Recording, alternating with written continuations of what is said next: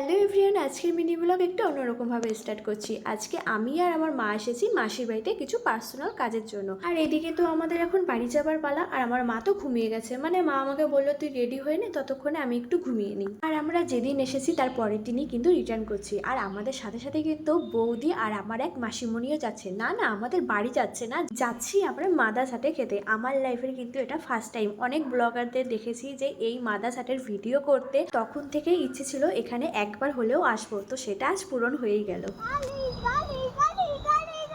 কোথায় গাড়ি? এই যে এই যে এই যে এই যে এই যে গাড়ি। আদা সেটে ঢুকতে না ঢুকতেই দেখছি বাইরের দিকে খুব সুন্দর ছোট ছোট জুয়েলারির দোকান, জামা কাপড়ের দোকান নিয়ে বসেছে। আর এখানে জুয়েলারি কিন্তু খুবই সুন্দর বাট খুবই কস্টলি। আমি একটা ছোট্ট এক্সাম্পল দিচ্ছি। ট্রেন থেকে আমি একটা কানের কিনেছিলাম, সেই কানের দাম নিয়েছিল 30 টাকা, বাট এই মাদাসাটের বাইরের জুয়েলারির দোকানের কানের মানে সেই একই কানের 60 টাকা নিয়েছে, মানে ডবল দাম বেড়ে গেছে। তো তখনই বুঝেছি এখান থেকে আমার কিচ্ছু নেওয়া যাবে না, খুবই হাই লেভেলের দাম। আর আমার জান খুব বায়না করছিল, তো যে কারণে দুটো খুব সুন্দর সুন্দর পেন্সিল কিনে দিয়েছি।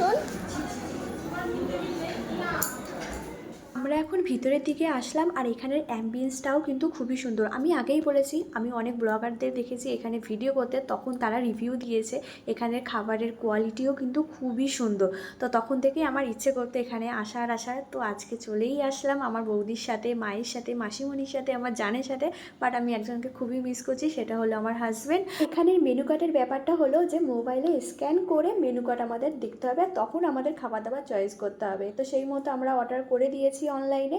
তো দেখো আমাদের অনন্যা রোবট কিন্তু চলে এসেছে। আমার কাছে এটা বেশ ইউনিক লেগেছে। আমি মোবাইলে এরকম দেখতাম, বাট এটা সামনাসামনি এখন আমি দেখছি, আমার তো ভীষণ ভালো লাগছে। তারপরে আমরা চিকেনের একটা আইটেম অর্ডার করেছি, এটা কিন্তু খুবই সুন্দর ছিল, খুবই জুসি ছিল, আমার তো বেশ ভালো লেগেছে। এটা কিন্তু 6 পিস ছিল। আর এদিকে দেখছি আমার জানও কিন্তু টুকটুক করে খাচ্ছে, আমার জানেরও তার মানে এটা খুবই ভালো লেগেছে।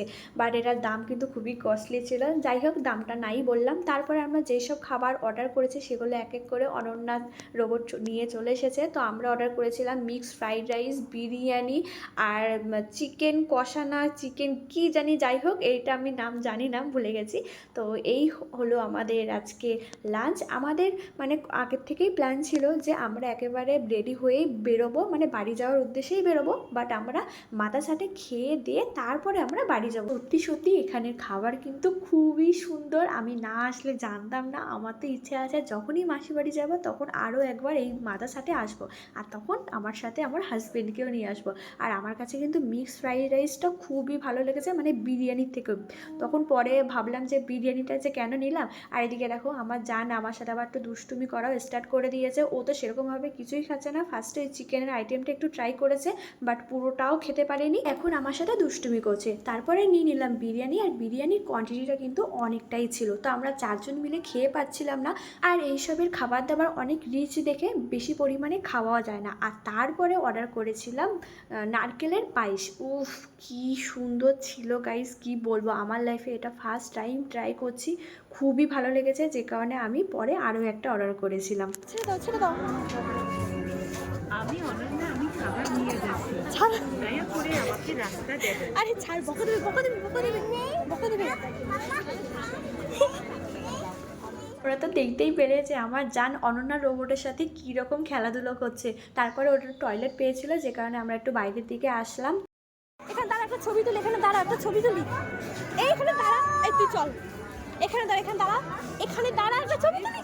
ওরে বাবা, তুই চল, ছবি তোলা লাগবে না, চল। ওই দেখ একটা রোবট আসছে, ওই দেখ একটা রোবট, দেখেছো? হ্যাঁ হ্যাঁ হ্যাঁ হ্যাঁ, আসো আসো, এবার আসো এবার আসো। আর ওখানে কি সুন্দর ফটো তোলার জায়গা ছিল। আমার জানকে বললাম ওখানে একটু দাঁড়া, দেখলেই তো শুনতেই তো পেলে, যে একটুও দাঁড়ালো না, ও শুধু রোবটের কাছে যাচ্ছিল। আমার তো ভয় লাগছিল যদি একটা ধাক্কা দেয় তখন তো খাবার টাবার নিয়ে পড়বে, সেই ভয়ে আমি তাড়াতাড়ি করে ওকে টেনে টেনে নিয়ে আসলাম।